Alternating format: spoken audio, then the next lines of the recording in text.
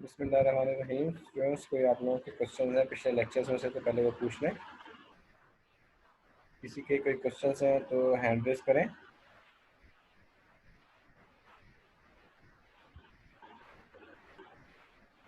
कोई क्वेश्चन नहीं किसी का?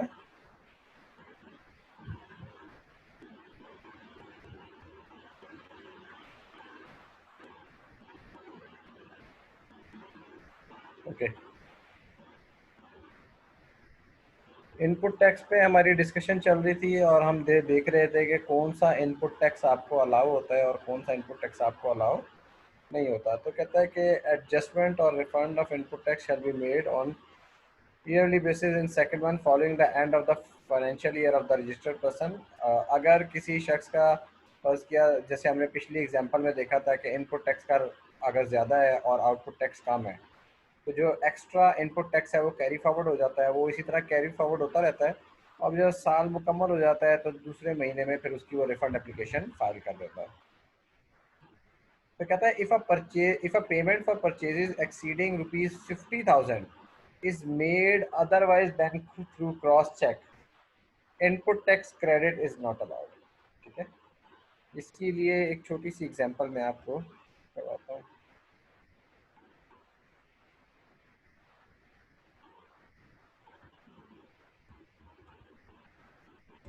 से आपके पास एग्जांपल आउट सेल्स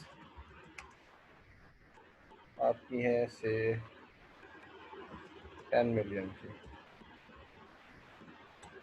इसके ऊपर 17% के रेट से टैक्स लगाएं तो ये 1,70,000 रुपये हो जाएगा। ठीक है, परचेजेस फॉर एग्जांपल आपके पास हैं 8 मिलियन की और इसके ऊपर 17% के रेट से आप टैक्स लगाएं तो 8 मिलियन इंटू 0.17 13,60,000 रुपये। सॉरी, ऊपर भी एक जीरो कम लग गया,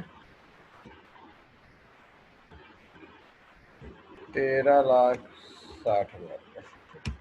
तो एग्जाम में वो देगा कि परचेजेस इंक्लूड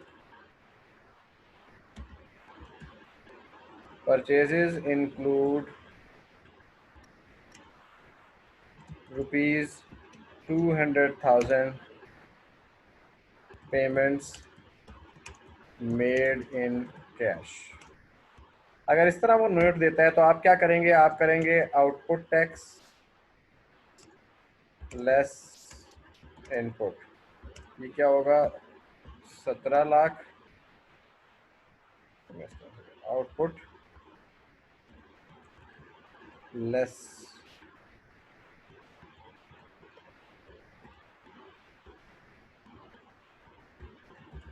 इनपुट। अब इनपुट आपके पास अवेलेबल कितना था? 13,60,000 रुपये का, लेकिन वो कहता है 2 लाख की पेमेंट आपने कैश में कर दी है, तो इसका मतलब है ये अवेलेबल कितना होगा?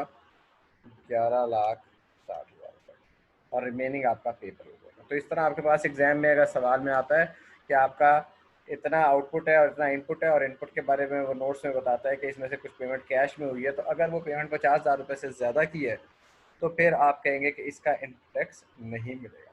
कोई क्वेश्चन इसके ऊपर तो पूछें।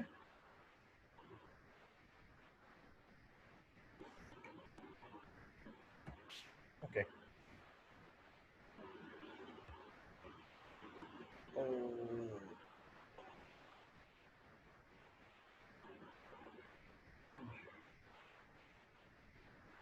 अच्छा जी, फिर हमारे पास है इसमें next.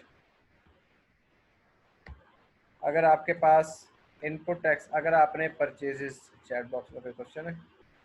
Is it called deductible input tax? Input tax सारे का सारा डिडक्टेबल ही होता है इनपुट टैक्स आपका, लेकिन जो डिसअलाउड होता है वो फिर इनएडमिसिबल हो जाता है। ठीक है, तो जो रिमेनिंग इनपुट टैक्स होगा वो डिडक्टेबल कह लें, आप उसे अलाउबल इनपुट टैक्स कह लें। लॉ में कोई नाम नहीं लिखा हुआ, ये तो एक ये तो एक अंडरस्टैंडिंग है ना कि ये डिडक्ट कर सकते हैं, इसे ये अलाउड है आपके आउटपुट टैक्स में से माइनस होना। तो डिडक्टेबल कोई नाम नहीं है कि ये डिडक्टेबल इनपुट टैक्स है। There is no such name in the law, लेकिन आप कह सकते हैं कि हाँ जी ये इनपुट टैक्स चूंकि अलाउबल इनपुट टैक्स है तो therefore it is a deductible from output tax.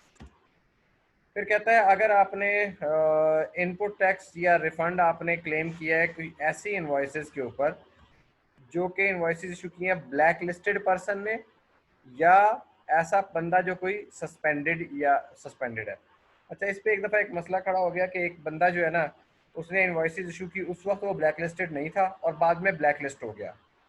तो उस पर हाई कोर्ट ने ये कहा कि जनाब अगर कोई बंदा बाद में ब्लैक लिस्ट हुआ है और उसने इनवॉइसेस पहले की इशू की थी तो उसका इनपुट टैक्स क्रेडिट डिसअलाउ नहीं होगा। ठीक है। तो इसी तरह वो कहता है पेमेंट, इसी की भी मैं एक एग्जांपल आपको कर देता हूँ।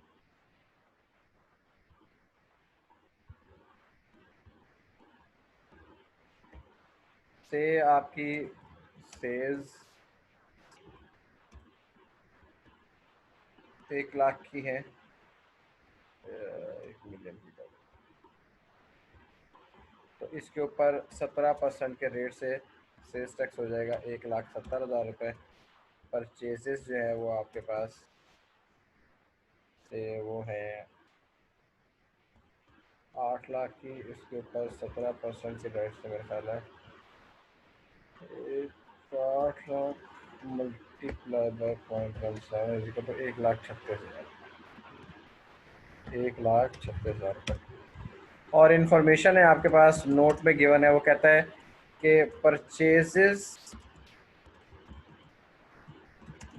इंक्लूड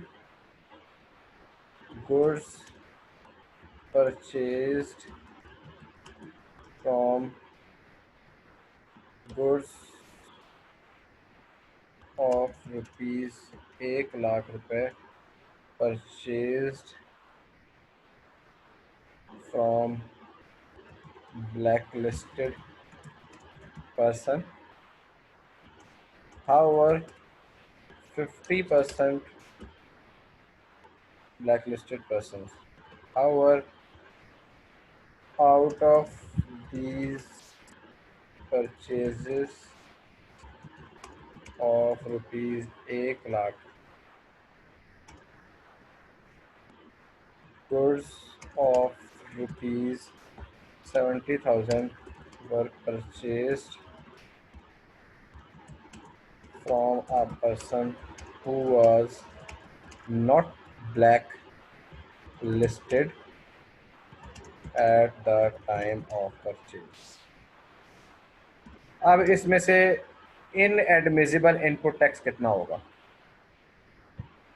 तो इसमें से आपका जो इनएडमिसिबल इनपुट टैक्स है वो होगा वो गुड्स जो आपने 30,000 multiply by 0.17 is equal to, ये आपका इनएडमिसिबल हो जाएगा, जो कि बन जाएगा 30,000 मल्टीप्लाई बाय 0.17, 5,000 और 100। तो अगर आप ब्लैक लिस्टेड से पर्सन से या सस्पेंडेड पर्सन से परचेजेस करेंगे तो इसका इनपुट टैक्स आपको नहीं मिलेगा। हाउएवर अगर ब्लैक लिस्टिंग या वो सस्पेंशन जो है आपकी परचेजेस के बाद हुई है, इनवॉइस पुरानी डेट की है, तो फिर आप उसका इनपुट टैक्स क्लेम कर सकते हैं जो आपने उसकी ब्लैक लिस्टिंग से पहले परचेज की थी। सर ये 5,000 एक इनके अरीबा का ये 5,100 इनपुट टैक्स से माइनस हो जाएगा। हाँ जी, यानी अब आपका क्लेमेबल इनपुट टैक्स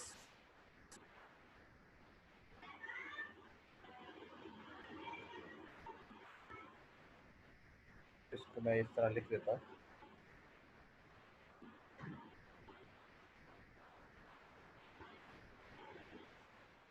तो आपके पास क्लेमेबल, या जैसे उसने लफ्ज़ यूज़ किया सरोज ने डिडक्टेबल, या आप इसे allowable input tax is equal to 1,30,900 रुपये हो जाएगा। ठीक है, तो आप क्या करेंगे, जब सवाल सॉल्व करेंगे आउटपुट टैक्स दिखाएंगे 1,70,000 रुपये का। इनपुट टैक्स में आप कहेंगे जनाब 1,36,000 माइनस 5,100, तो क्लेमेबल कितना हुआ 1,30,900 रुपये का।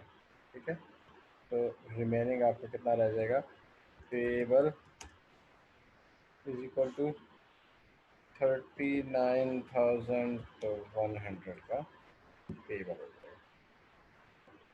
कोई क्वेश्चन है किसी का स्लाइड पे? स्लाइड पे किसी का कोई क्वेश्चन है तो पूछें। कोई क्वेश्चन नहीं है? Okay, next. अगर payment for purchases made after 180 days, अब इसका किस तरह से होगा, ये इस तरह से इसकी एग्जांपल मैं कराता हूँ।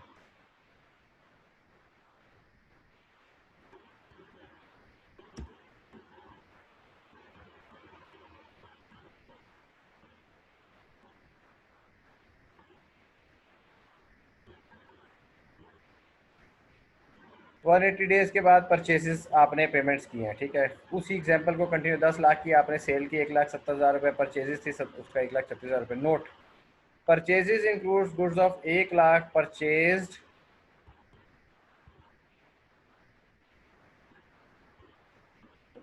परचेजेस इंक्लूड गुड्स ऑफ ₹30,000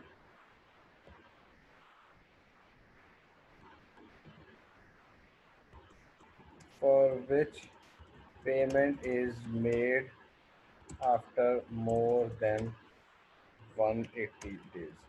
यानी उन गुड्स की आपने पेमेंट की है 180 दिन गुजरने के बाद, ठीक है। तो इस सूरत में अब ऐसी गुड्स का इनपुट टैक्स आप क्लेम नहीं कर सकते, ठीक है। इनका इनपुट टैक्स आपके लिए इनएडमिसिबल हो जाएगा। 30,000 का आपके पास इनपुट क्लेम होगा, 1,30,000 रुपये होगा। और इसी तरह से आपके पास ये, जी क्वेश्चन पूछा। ये बात समझ नहीं आई कि इशुएंस ऑफ टैक्स इनवॉइस क्या है? टैक्स इनवॉइस इश्यूएंस क्या मतलब? Yes sir. मतलब सर आप इनपुट टैक्स आपने क्लेम किया ना, ठीक है। तो आप इनपुट टैक्स जी किस सर। बेसिस पे क्लेम करते हैं? आपके पास इनवॉइस आएगी तो आप क्लेम करेंगे ना, ठीक है। अब इनवॉइस आने के बाद आपने इनपुट टैक्स क्लेम कर लिया और उसके बाद 6 महीने गुजर गए और आपने उसकी पेमेंट नहीं की, ठीक है।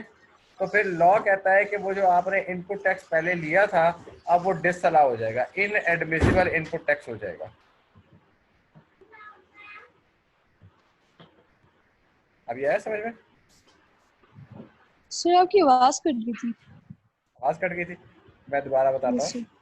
देखें, इनपुट टैक्स का जो क्लेम है वो आपको अलाउ होता है जब आपके पास इनवॉइस आ जाती है ना, तो इनपुट टैक्स का क्लेम आपको अलाउ हो जाता है, ठीक हो गया।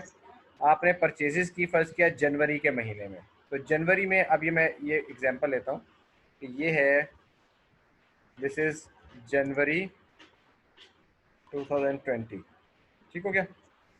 ये परचेजेस की आपने और इन परचेजेस की उसके बाद आपने पेमेंट नहीं की। परचेजेस की, इन परचेजेस के ऊपर 30,000 की गुड्स ऐसी थी जिनकी आपने पेमेंट नहीं की। पेमेंट आपने की से इन अक्टूबर, पेमेंट मेड इन अक्टूबर 2020, ठीक हो गया। अब जब टैक्स वाला आपका ऑडिट करेगा तो टैक्स वाला देखेगा कि ये आपकी जो परचेजेस हैं, इन परचेजेस में से कोई पेमेंट आपने लेट तो नहीं की। अगर आपकी पेमेंट लेट होगी तो फिर वो इतने गुड्स यानी 30,000 जिसकी पर्ची पेमेंट आपने लेट की है वो कहेगा ये इनएडमिसिबल इनपुट टैक्स था, आपने गलत क्लेम किया, ये मैं अलाउ नहीं करता, और वो आपसे इसका ये पैसे मांग लेगा 5,100 रुपये, सही, ठीक है सर। ठीक है। Yes sir.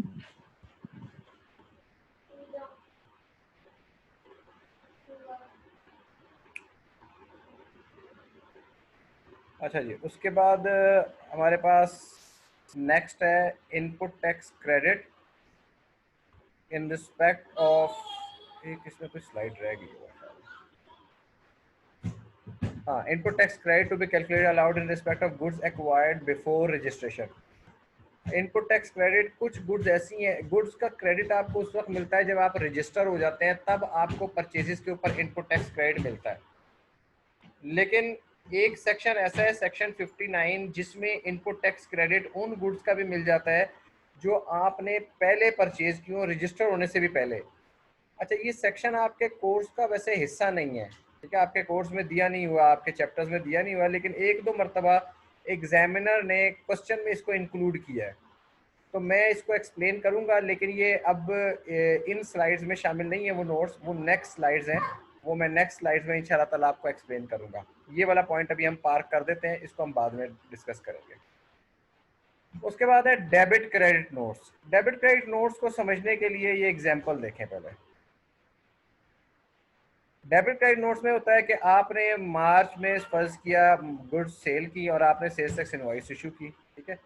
तो जब आप गुड्स सेल करते हैं तो उस वक्त अकाउंटिंग एंट्री क्या डलती है, debtor debit, sales revenue credit और सेल्स टैक्स पेबल भी आप क्रेडिट कर देते हैं, ठीक है।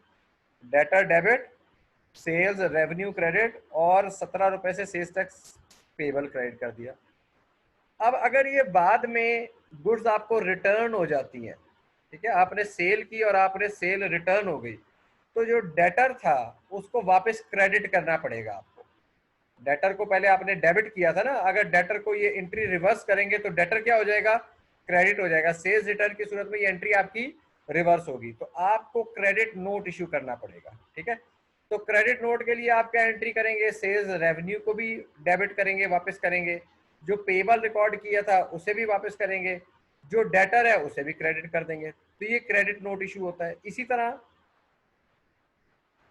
आप जो मुख्तलिफ, ये तो था कि अगर सेल रिटर्न हो जाए, ठीक है।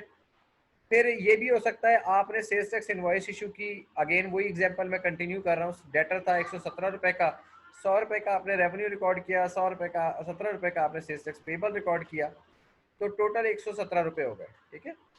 उसके बाद क्या हुआ, sales value changes as a result of government order और इंक्रीज बाय ₹50, ठीक है। मई में क्या हुआ, गवर्नमेंट ने कहा कि जनाब ये आपने जो गुड्स जो है ना, ये 100 रुपए की सेल की थी आपने, इन गुड्स की वैल्यू है 150 रुपया, 50 रुपए से इनकी सेल प्राइस को इंक्रीज करो। अब आप तो गुड्स ऑलरेडी बेच चुके हैं, लेकिन गवर्नमेंट कहती है कि इसकी प्राइस भी रिकवर करो, इसका सेल्स टैक्स भी रिकवर करो और मुझे इसका प्राइस और सेल्स टैक्स जमा करवाओ, ठीक है। तो इस सूरत में क्या होगा कि जो प्राइस और सेल्स टैक्स आपने जमा करवाना है उसके लिए अब आपने डेटर को मजीद डेबिट करना है। तो डेटर को आप मजीद डेबिट करने के लिए डेबिट नोट इशू करेंगे, ठीक है। तो डेबिट नोट इशू करने के लिए आप एंट्री क्या डालेंगे, debtor debit, sales revenue credit और उससे related sales tax payable credit. यानी पिछली एग्जांपल थी उसमें सेल रिटर्न हुई थी तो हमने सारी एंट्री को रिवर्स कर दिया था। अब इस एग्जांपल में उसकी वैल्यू चेंज हो रही है, ये वैल्यू डिक्रीज भी हो सकती है, इंक्रीज भी हो सकती है। हम एग्जांपल कह रहे हैं कि ये वैल्यू इंक्रीज हो रही है, तो वैल्यू इंक्रीज की सूरत में हम यहाँ पे दिखाएंगे कि जनाब मई के महीने में, यानी पहले आपने एंट्री की थी मार्च के महीने में, जब आप मई के महीने में जाएंगे तो आपको एक डेबिट नोट इशू करेगा और आप उसे अपने सेल्स टैक्स रिटर्न में इनकॉर्पोरेट कर देंगे, ठीक है।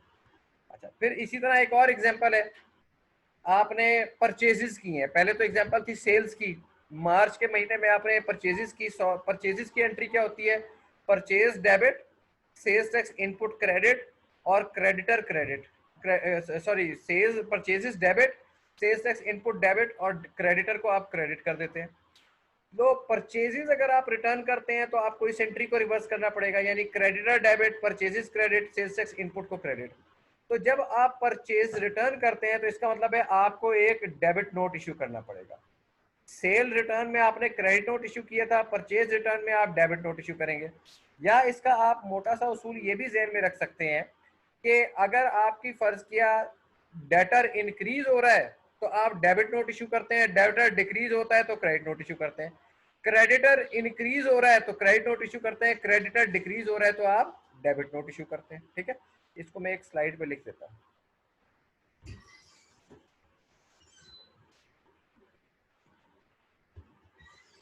increase in debtor issue debit note, increase in creditor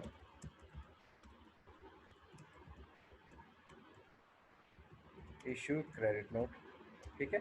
वैसे तो पहले तो आप सेल्स टैक्स इनवॉइस इशू करते हैं, लेकिन अगर एग्जिस्टिंग क्रेडिटर में कोई वैल्यू वगैरह चेंज होने की वजह से इंक्रीज होता है तो डेबिट क्रेडिट नोट इशू होता है। इसी तरह डिक्रीज इन डेटर,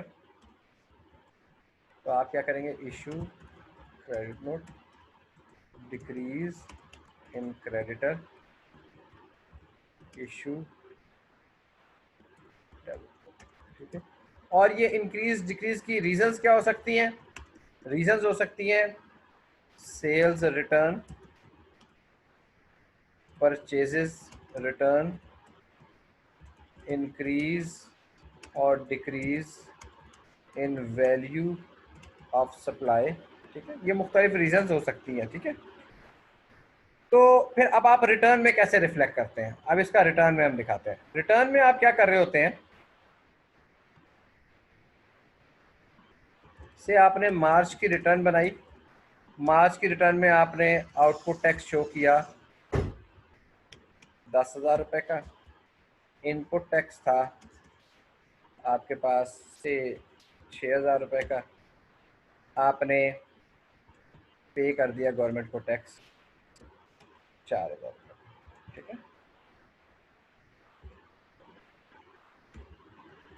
मई आया, मई में सेल्स रिटर्न हो गई on which output sales return on which output tax of rupees 2,000 रुपये वाज पेड।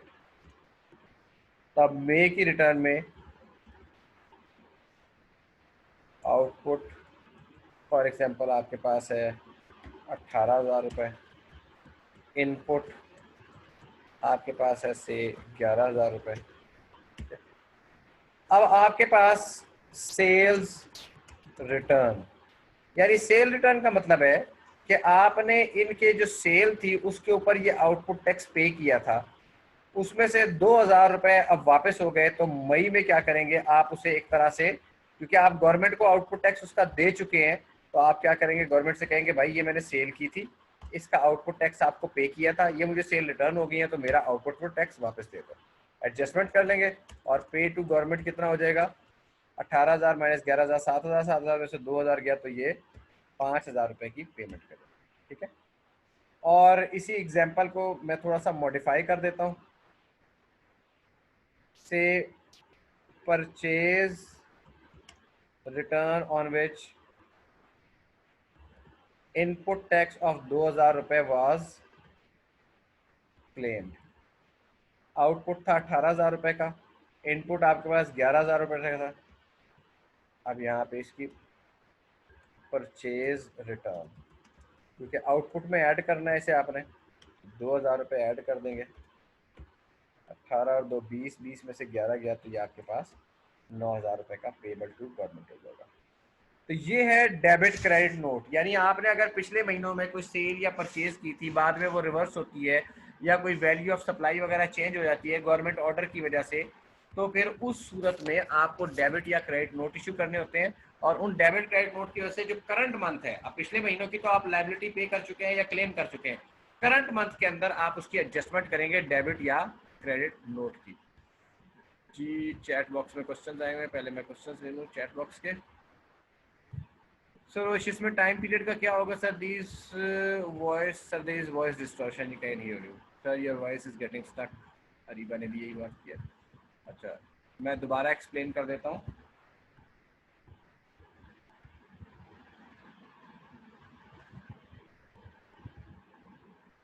दोबारा मैं एक्सप्लेन कर देता हूँ कि आप अगर परचेजेस करते हैं, मैं इस स्लाइड को पहले दोबारा एक्सप्लेन करता हूँ। सेल्स वाली स्लाइड पे आपने सेल की 10,000 रुपए की,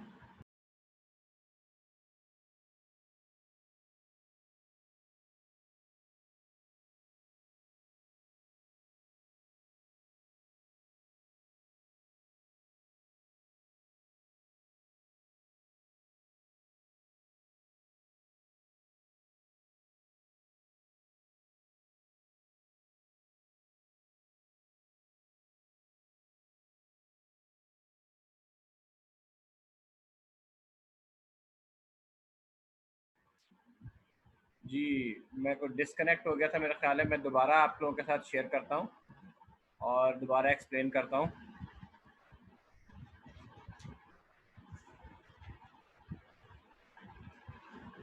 मार्च की रिटर्न में आउटपुट टैक्स आपने पे किया 10,000 रुपए का, इनपुट टैक्स आपने क्लेम किया 6,000 रुपए का, ठीक है। तो पेमेंट टू द गवर्नमेंट 4,000 रुपए की आपकी चली गई। 10,000 रुपए का आउटपुट टैक्स था, 6,000 रुपए का इनपुट टैक्स था और payment to the government 4,000 rupees की आपने कर दी। मई में आपको सेल रिटर्न हो गई और सेल रिटर्न्स का जो आउटपुट टैक्स था इट वाज 2,000 रुपीज। तो आप क्या करेंगे, जो आउटपुट टैक्स है 18,000 रुपीज का, उसमें से इनपुट टैक्स 11,000 का भी माइनस करेंगे और जो मार्च में सेल की थी, जो सेल रिटर्न हुई है, तो चूंकि उस वक्त आप उसका आउटपुट टैक्स दे चुके थे, तो अब आप उसका एज ए एक तरह से आउटपुट टैक्स की रिवर्सल डालेंगे। आउटपुट टैक्स की रिवर्सल डालेंगे तो एक तरह का इनपुट टैक्स बन जाएगा, तो आप उसको क्लेम कर लेंगे अपनी रिटर्न में, मे की रिटर्न।